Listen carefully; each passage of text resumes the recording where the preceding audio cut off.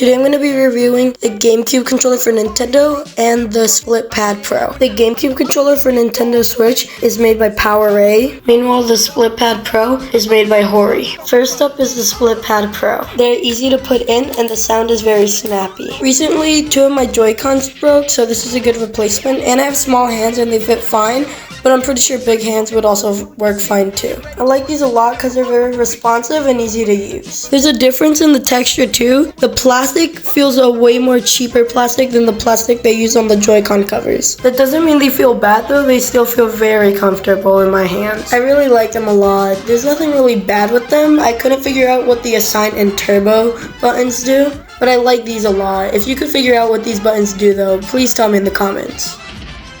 Here are my spare Joy-Cons compared to the Split Pad Pro, and as you can see, they're huge compared to the Joy-Cons. The joystick and the buttons are also bigger than the regular Joy-Con buttons. Also, each controller has one mappable button on the back. My only problem with these is that you can't play with them on tabletop mode or in the dock. The only option you have is to play in handheld mode, which is fine. Next up is the PowerA wired GameCube controller. Unsurprisingly, it feels like a GameCube controller.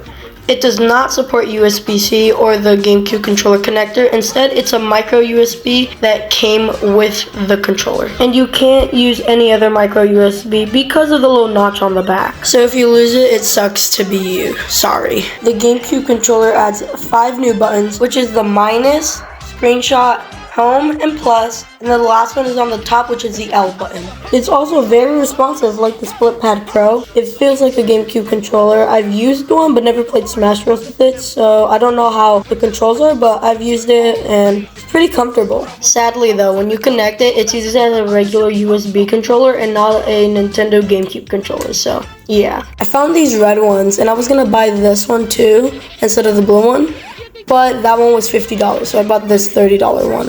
These items are really good. I would suggest buying the GameCube controller if you're not willing to find a regular GameCube controller and the GameCube controller adapter, because it works really good.